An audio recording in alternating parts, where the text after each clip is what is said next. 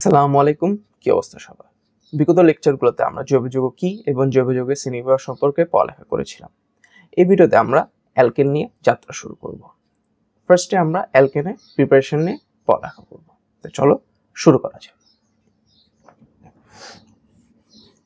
আচ্ছা, এখন অ্যালকেনের প্রিপারেশনে পড়তে হলে সবার আগে জানতে হবে অ্যালকেন কারা, অ্যালকেন আসলে কি।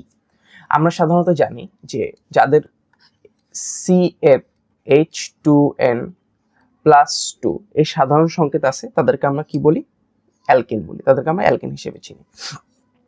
এক্সাম্পল হিসেবে হতে পারে CH4, তারপরে হতে পারে CH3 এগুলো সবগুলো যদি দেখিয়ে দেখো, কার্বন সংখ্যা একটা 1 আর হাইড্রোজেন সংখ্যা হলো 2 + 1 2 × 1 + 2 দুগুণে 4।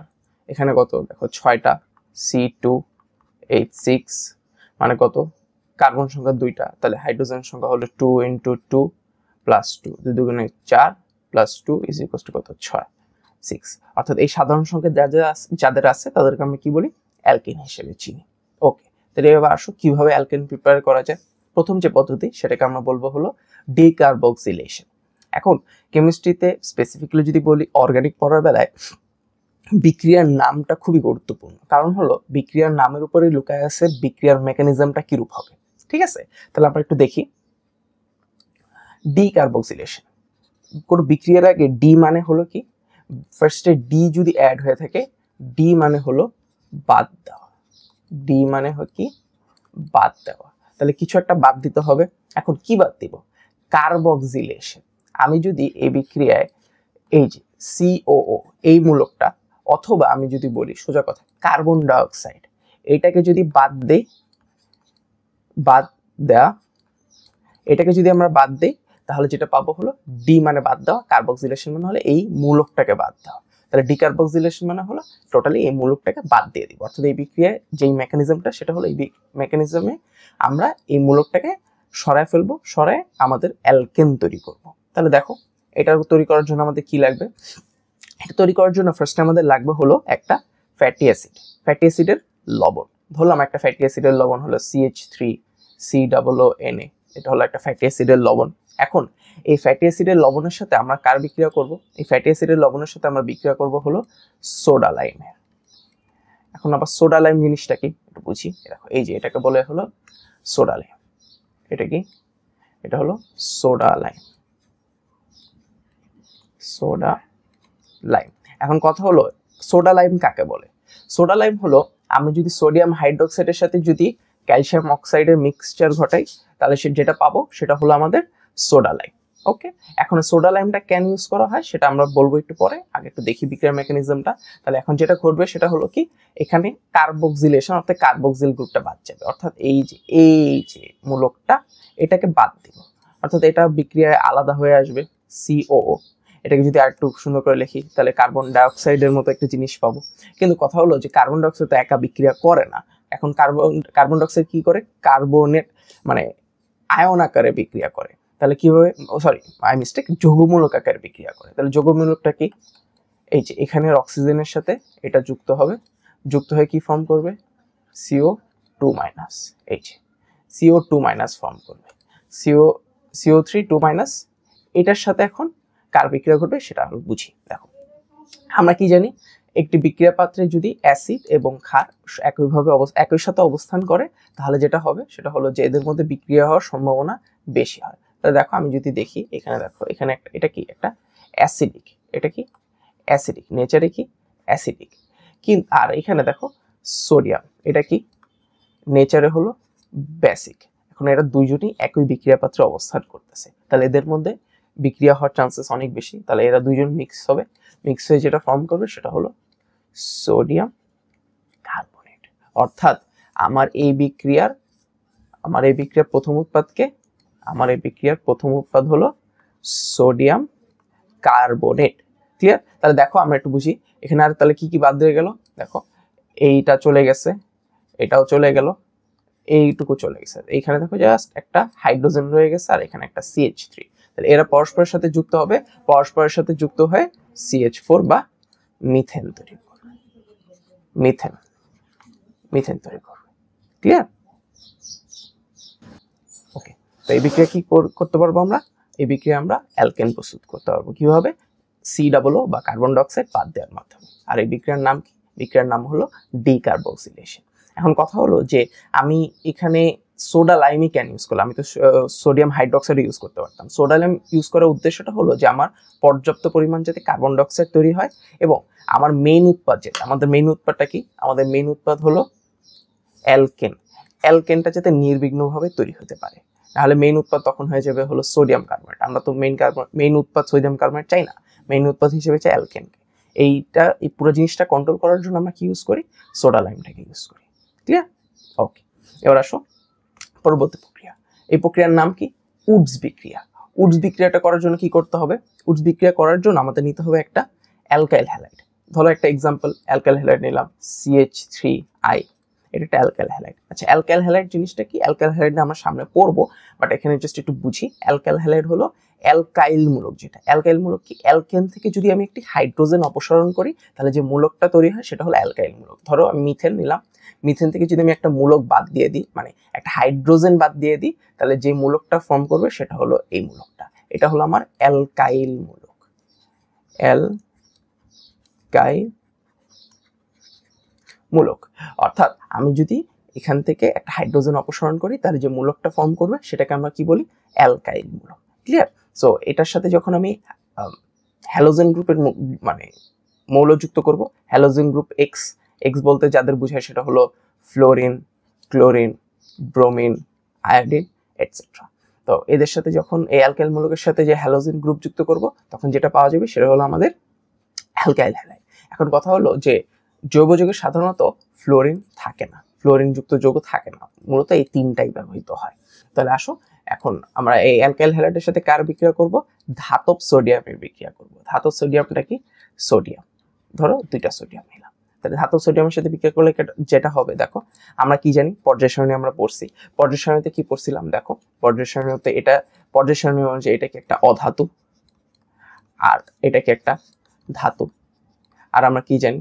পর্যায় সারণীতে যারা বাম দিকে অবস্থান করে তারা ধাতু এবং ডান দিকে যারা অবস্থান করে তারা হলো অধাতু, এবং এদের মধ্যে বিক্রিয়া হওয়ার সম্ভাবনা কি? সর্বাধিক। আর এবং এরা নিজেরা বিক্রিয়া করে কি তৈরি করে? লবণ তৈরি করে। তাহলে সোডিয়াম আর আয়োডিন আছে, তাহলে অবশ্যই এরা মিক্সচার হয়ে কি তৈরি করবে? আমার সোডিয়াম আয়োডাইড তৈরি করবে। ক্লিয়ার? তাহলে দেখো এখানে তাহলে আর কি বাকি রয়ে গেল? এখানে একটা 2 সামনে। এখন জৈব যৌগে সাধারণত মানে সমতা করা লাগে না, কিন্তু এই বিক্রিয়াটাতে লাগে, এই বিক্রিয়াটাতে প্রয়োজন। তো দেখো এখন তাহলে কি কি রয়ে গেল? দুইটা সোডিয়াম চলে গেছে, 2Na তৈরি হয়ে গেল, তাহলে রয়ে গেল কি? দেখো দুইটা CH3। তাহলে দুইটা CH3 কি আসলে? এটাই হলো আমার ফাইনাল উৎপাদ। একটা CH3 এইভাবে প্লাস আরেকটা CH3 জোড়া লাগিয়ে দিলাম, পেয়ে গেলাম কি? আমাদের ইথেন। ক্লিয়ার? আশা করি বুঝাইতে পারছি। এখন এখানে আরেকটা খুবই গুরুত্বপূর্ণ জিনিস যেটা মাথায় রাখতে হবে, এই বিক্রিয়াটা অবশ্যই হবে হলো ড্রাই ইথারের উপস্থিতিতে। ড্রাই ইথারের উপস্থিতিতে এটা ম্যান্ডেটরি। কারণ কি? দেখো সোডিয়াম ধাতুটা হাইলি রিঅ্যাক্টিভ। কার সাথে? পানির সাথে। এখন বাতাসে ময়েশ্চার আছে, তারপরে কোনোভাবে বিক্রিয়া পাত্রে পানি প্রবেশ করতে পারে।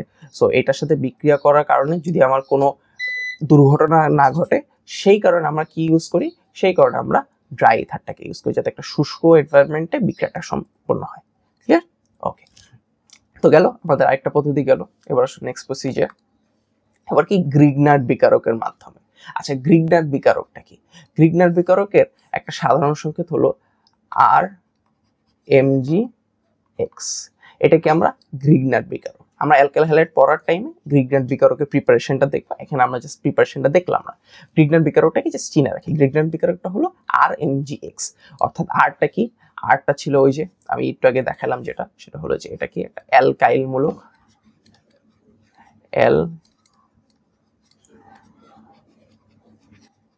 একটা অ্যালকাইল মূলক, আর এক্সটা কি? Halogen group. ক্লিয়ার? সো এটা তিনজন মিলে যেটা তৈরি করবে সেটা হলো আমার গ্রিগনার্ড বিকারক। ওকে, তাহলে আসো আরেকটা জিনিস, যে গ্রিগনার্ড বিকারকের বিক্রিয়ায় সবসময় একটা যৌগ তৈরি হয়, সর্বদা MgOHX তৈরি হবে। এই জিনিসটা আমাদের মাস্ট মাথায় রাখতে হবে। সেটা কি? গ্রিগনার্ড বিকারকের বিক্রিয়ায় অবশ্যই MgOHX তৈরি হবে। এটা একটা মুখস্থ একটা উৎপাদ। ক্লিয়ার? তাহলে আসো একটু দেখি আমরা এটাতে কিভাবে তৈরি করা যায়। দুইভাবে তৈরি করা যায়। একটা কি অ্যালকোহলের সাথে বিক্রিয়া করে, আর একটা হলো পানির সাথে বিক্রিয়া করে। তাহলে অ্যালকোহলের সাথে বিক্রিয়া করে কিভাবে তৈরি হয় একটু দেখি আমরা। অ্যালকোহল, মনে করে একটা অ্যালকোহল নিলাম আমরা CH3OH, মিথানল। এখন এটার সাথে কি বিক্রিয়া করব? গ্রিগনার বিকারকের বিক্রিয়া করব। গ্রিগনার বিকারকটা কি ছিল? RMgX। তাহলে এটার সাথে যদি RMgX এর বিক্রিয়া ঘটাই, মুখস্থ উৎপাদকে তৈরি হবে, একটু আগে দেখাইছি সেটা কি MgOHX, এটা মুখস্থ উৎপাদ তৈরি হবে। তাহলে MgOHX যদি তৈরি হয় তাহলে কি হবে? MgOHX, এটা মুখস্থ, এটার সাথে রিঅ্যাকশন করলে এটা তৈরি হবে, তৈরি হলো, ডান। তাহলে দেখো আর কি কি রয়ে গেল, দেখো Mg চলে গেছে, X গন, তাহলে রয়ে গেল কি? দেখো OH চলে গেছে, তাহলে দেখো এই পাশে একটা আর রয়ে গেছে, এই পাশে একটা আর রয়ে গেছে। এখন তাহলে এই আর দুটো জোড়া লাগাই দিই। ধরো এই আরটা ছিল আরেকটা CH3, R is equal to যদি আমরা ধরে নিই CH3, তাহলে এখানে উৎপন্ন যৌগটা তৈরি হবে CH3, অর্থাৎ আমার কি তৈরি হবে? ইথেন তৈরি হবে। ক্লিয়ার? এই বিক্রিয়ার পানির সাহায্য করা যায়। দেখো যদি আমি একটা পানি নিই, পানিকে এভাবে লেখা যায় HOH, আমরা জানি আশা করি। তো এটার সাথে যখন আমরা সেম গ্রিগনার বিকারকের বিক্রিয়া ঘটাবো,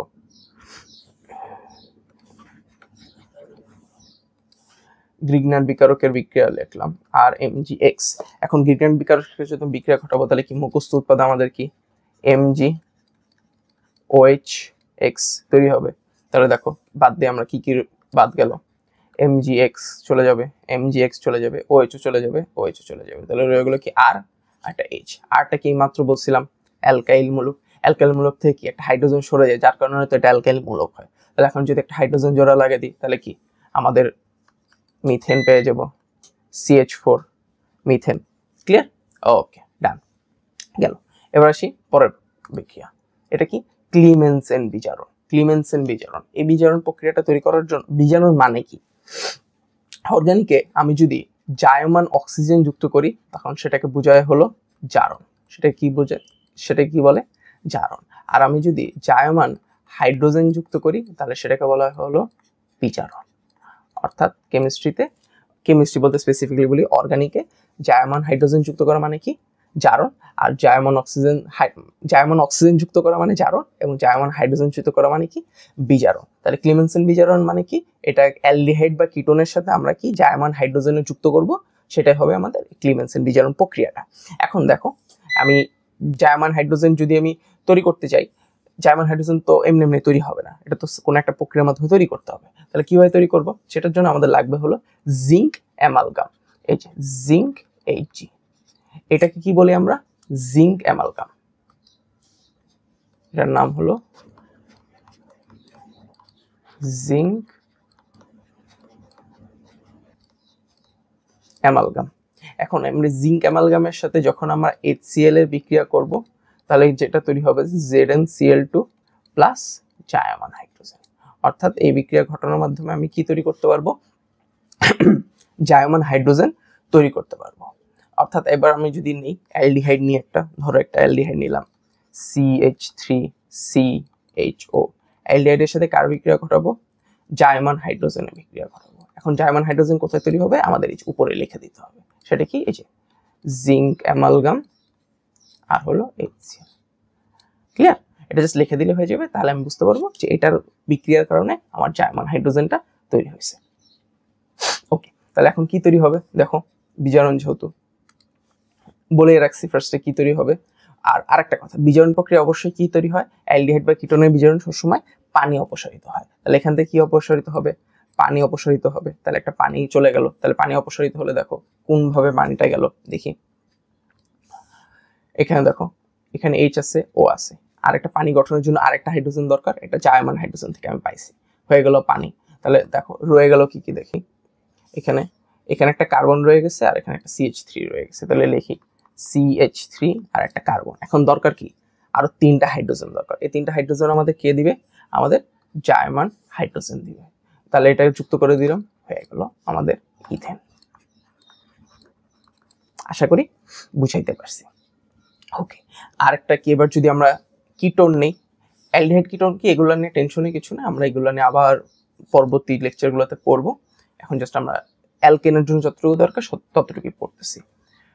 এবার আসো একটা কিটোন যদি নেই CH3 C ডাবল বন্ড ও CH3, এটার সাথে সেম জায়মান হাইড্রোজেন বিক্রিয়া করবে আর কি, জিঙ্ক Hg প্লাস HCl কি।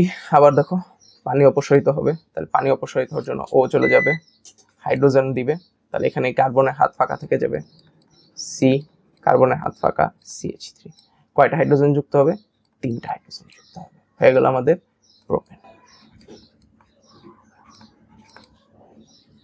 ক্লিয়ার? ওকে, ডান। আচ্ছা, এখানে তাহলে স্টার্ট দিয়ে একটা কথা লেখা রাখো সবাই, সেটা কি, যে অবশ্যই পানি অপসারিত হবে, অবশ্যই পানি অপসারিত, এটা কিন্তু মাথায় রাখতে হবে। অ্যালডিহাইড বা কিটোনের জারণ বিজারণে অবশ্যই পানি অপসারিত হবে। ওকে, ডান। এবার আসো লাস্ট প্রক্রিয়া, সেটা কি, হাইড্রোজিনেশন। হাইড্রোজিনেশনটা খুবই সস্তা জিনিস, এটা আমরা এসএসসিতেও পড়ছি, খুব ইজি পিজি। সেটা কি, হাইড্রোজিনেশন। হাইড্রোজিনেশন মানে হলো যুক্ত করা। কি যুক্ত করা? হাইড্রোজেন যুক্ত করা, হাইড্রোজেন যুক্ত করা। এই প্রক্রিয়ার নামই হলো হাইড্রোজিনেশন। তাহলে কিভাবে হাইড্রোজেন যুক্ত করব, আসো একটু দেখি। অ্যালকিন থেকে তৈরি করা যায়, অ্যালকিন মনে করো এটা CH2, এখন এটার সাথে কি যুক্ত করব, হাইড্রোজেন যুক্ত করব, কার উপস্থিতিতে, নিকেল প্রভাবকের উপস্থিতিতে, এবং টেম্পারেচারটা একটু মাথায় রাখা দরকার, অনেক সময় আসে 180 ডিগ্রি সেলসিয়াস তাপমাত্রায়। এখন হাইড্রোজেন যুক্ত করবে, যে দুইটা হাইড্রোজেন, এখানে বন্ডটা খুলে যাবে, এখানে একটা হাইড্রোজেন যুক্ত হবে, এখানে একটা হাইড্রোজেন যুক্ত হবে, তাহলে হয়ে যাবে কি CH3 ক্লিয়ার? এছাড়া চাইলে আমরা অ্যালকাইন থেকে এটা তৈরি করতে পারি। তাহলে অ্যালকাইন থেকে কিভাবে তৈরি করা যায়, মনে করো ইথাইন নিলাম 2H2, দেখো এখানে 4টা লাগবে, এখানে 2টা লাগবে, এখানে 4টা লাগবে, 2 দুগুণে 4টা। এটা কি, সেম নিকেল প্রভাবকের উপস্থিতি, টেম্পারেচারটা একটু কমায় দিলাম 150 ডিগ্রি সেলসিয়াস, তাহলে কি দেখো সেম এটাই তৈরি হয়ে যাবে CH3। আশা করি বুঝাইতে পারছি। ওকে, আজকে এইটুকুই। পরবর্তী লেকচারগুলোতে আমরা অ্যালকেনের রিয়াকশনসগুলো নিয়ে পড়ালেখা করব, এবং অ্যালকেন আর যা যা রয়ে গেছে সেগুলো নিয়ে আমরা পড়ব। সবাইকে ধন্যবাদ। আসসালামু আলাইকুম।